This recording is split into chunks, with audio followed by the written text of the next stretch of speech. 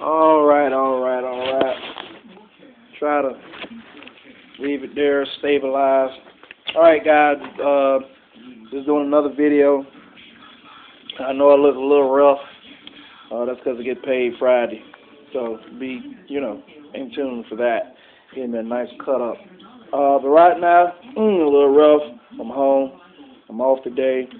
Went on the net. Decided to do a little research on exactly, pretty much the purchasing power of all this investing we're doing.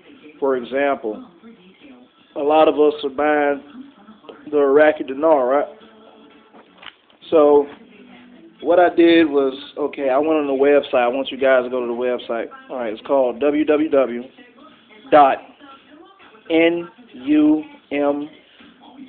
as in boy, E as in echo, and O.com. Numbio, or however you pronounce it, tomato.com. And pretty much is one of those websites that give you the cost of living, cost of price indexes and all that kind of stuff of almost every fucking country on the globe. Okay, so the one I looked up today was Iraq, and the research and information I'm about to give to you is up to date, meaning as of February 2013. Okay, now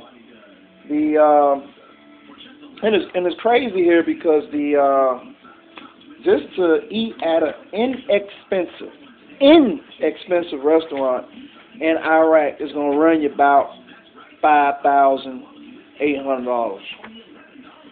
It's going to cost you about 232 IQD just for a .33 liter bottle of water. Alright. For all you guys that like beer and stuff like that, that's gonna run you about, imported beer is gonna run you about $400 to $600 for a liter. To eat at McDonald's over there, a combo meal is gonna run you about $9,000. Milk over there, 1 liter of milk is about $1,500. Eggs is about 2,300 IQD. Pretty much everything from the market level as far as chicken breasts, apples, oranges, tomatoes, potato, lettuce, a head of lettuce, a bottle of wine, stuff like that. No, I got to exclude the bottle of wine, but pretty much from water, lettuce, potatoes, tomatoes, oranges, apples, chicken breasts, and cheese, you're looking at at least $1,500 up to about $7,500. For a bottle of wine, mid-range, that's going to run you about $10,000. Pack of cigarettes about $2,000. That's wow. That's crazy. A pack of cigarettes, $2,000. Transportation over there for a monthly pass is going to run you about 41,000 IQD. Now, I looked into all this because I said, I want to know what is the purchasing power of how much I own. For example, let's say you just started investing in IQD and you just wanted to say, okay, I'm going to give it a shot. And you bought $1 million dinar. And let's say it's going to be a little while longer before the RV. Or let's just be negative for a minute and say, what if this shit doesn't RV at all, right? You have $1 million dinar. So let's see exactly what you can do with $1 million dinar. Sitting in your closet or in your vaults or wherever you got it. Basically, for about $1 million dinar, you can, so to rent an apartment, 1 bedroom in the city area, is going to run you about 525,000 IQD. So in a 3 bedroom, it's going to run you about 815,000.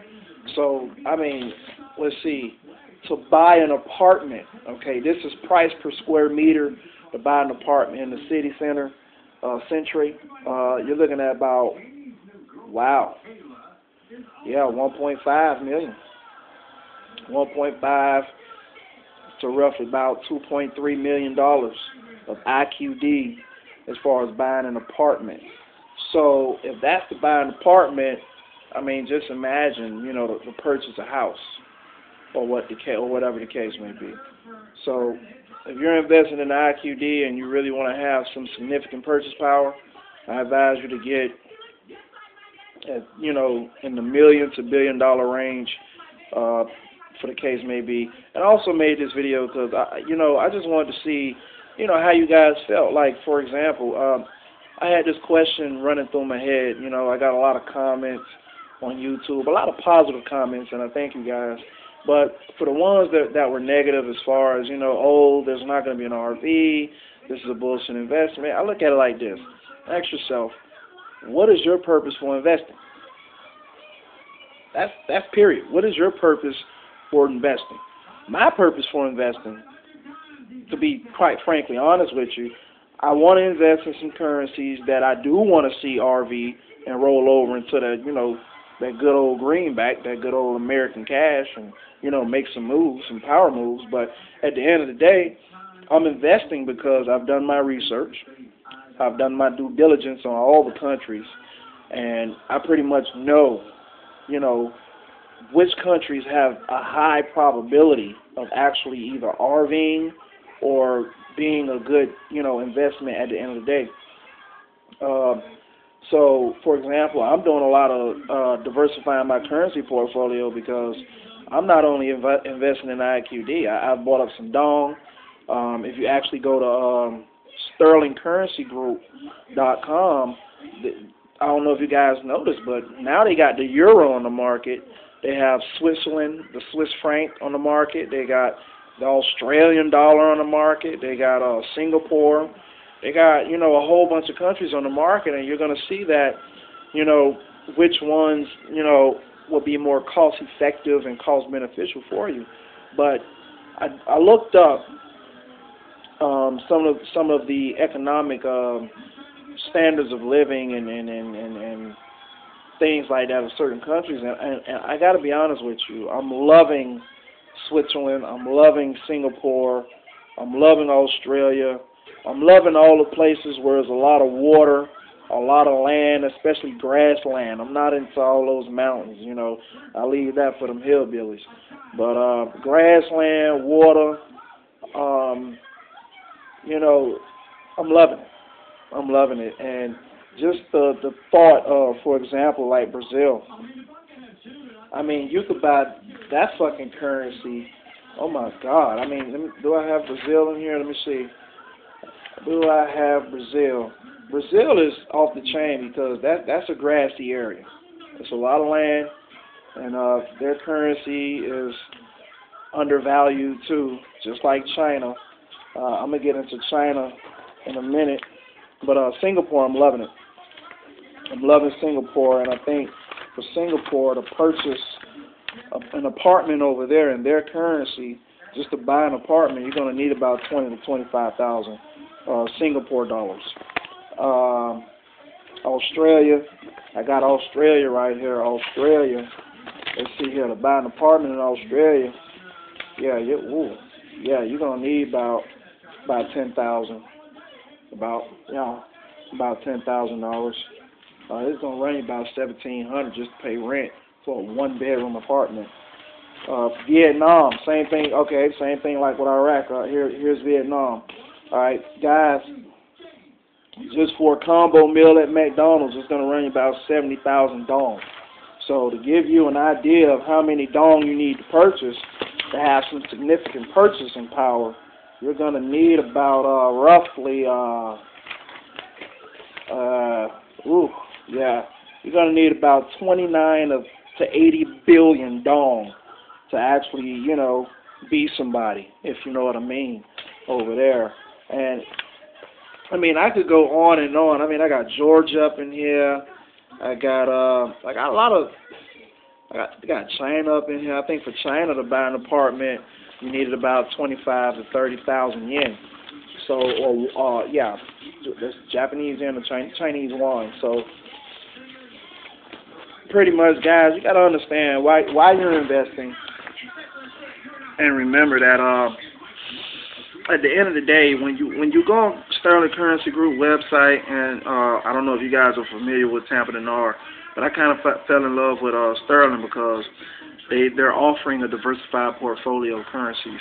And what's happening is this: these countries are reflating their economy, and there are a number of ways to do that. But one of the key ways, I guess, a lot of them have agreed to do, or prior agreed to do, before the G7 and G20 meetings and all that stuff that's been going on with all these financial ministers and IMF people and all that. Reflating the economy is pretty much a monetary policy, increasing the money supply into the economy, and then at some point it stops. And that's key for me. Just the whole concept of knowing that at some point Tampa Dinar, Sterling Currency Group, and all these other dealers are at some point going to stop doing what they're doing because they're working on behalf of the central banks of these places. These guys got authority, approval from these central banks, and the central banks are like, look, go ahead and auction off these currencies at a price because this is how it works. You got to look at it from the stock market perspective.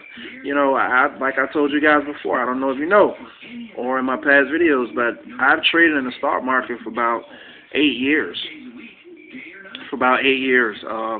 You know, I got a brokerage account. I love stock trade. That's who I first started with. But for about 8 years, I made money. You know, with all those guys. But I fell out of love with stocks when I got turned on to currency trade, and I said, wow, all this time, I should have been did this.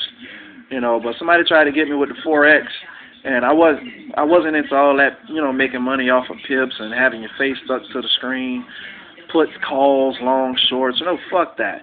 You know, I'm happy that I was able to get into this industry and find out that there was a way to bypass the Forex and deal directly with the dealers that are working on behalf of the central banks. And what they have done, just like stocks, when you have a company that's, you know, price pointed at, oh, it's worth this billion or this millions of dollars, and they bust it down into stock shares and say, okay, this little piece here is worth $3, and that's not even close to 1% of ownership of a company. It's the same concept when you're dealing with the value or worth of a country. They bust the currency down into price units, and you know, they have fluctuation of interest rates, and some of these countries are dependent upon, you know, who they're pegged to, meaning what countries are doing business with the U.S. or doing direct business with, you know, China, and depending on how this country behaves will dictate the increase or decrease of this country's currency. So, yeah, you know, I just fell in love with the whole idea that we're able to just buy what we want to buy in bulks. You know, the price is up to you, your purchase is up to you, and just keep in mind, guys, all this is perfectly legal, and all of this will definitely benefit at the end, because it may not benefit for some of you guys as far as an RV is concerned, but it'll definitely benefit for me because I'm looking more into traveling. I'm looking more into, you know, buying up stuff in all these different countries that I'm going to get ready to, you know, buy up. You know, for me, it's about purchasing power. And the bottom line is this. Just like a company, the more stocks and shares you own of a company, the more potential you have of being the majority vote and receiving all kind of dividends and all kind of stuff, and basically just being that powerhouse. You know, the same thing like with, I think it's Merrill Lynch and Bank of America. Prior to that bailout, this guy invested, what, $500 billion or some shit like that, and now his name is in front of the fucking company. It's like Merrill Lynch, Bank of America. So, and you guys gotta understand why. This guy, like, bought in. This guy, like fucking money, you know what I'm saying? So, the same thing with currency. The more currency you own, the more purchasing power you have, the more important you become, and the better decision-making abilities you can make. You know, if you look at the central banks of these countries, it'll give you a number. Most of them will give you a number as far as how many or how much reserves they're supposed to have. For example, let's say if the Central Bank of Iraq said, okay, this country can only have a reserve of 700 or to 1,500 trillion reserves. And if you've got like fucking 1 to 2 trillion, and they're supposed to have 15 to 17 trillion reserve, I mean, God, you practically at that point own probably 30 to maybe 25% of that country. You're going to be known regardless of the fact, regardless of how you try to shell your money, offshore account this, offshore account that. The fact that you purchased up to about 2 to 3 trillion, and the country's only allowed to hold only 15 to 17 trillion, puts you in a good position. So, you know, you could definitely make some moves if you got that kind of money. So you got to have the same concept when you're dealing with the other countries. And keep in mind, people, whatever countries you're investing in and trying to get a lot of currency in, you know, ask yourself, if this stuff doesn't RV, what would I do with it? You know, what can I do with it? And like I said, for me, it's traveling. You know, the only way you're going to know, you got to go over there and see what you can do with it. You may never know. Maybe you can establish a business over there, get some shit up and running, and now you have a cash flow coming in of that country's currency money, and, you know, you're pretty decent. Now, if you don't want to live over there, then, you know, tomato, to each their own. But for me, that's pretty much what it is. I'm loving it, and I hope you guys are loving it too. But right now is at a stage where they're doing a lot of reflation of their economies. And just buy as much as you can, guys. And, you know, stay tuned for the next video.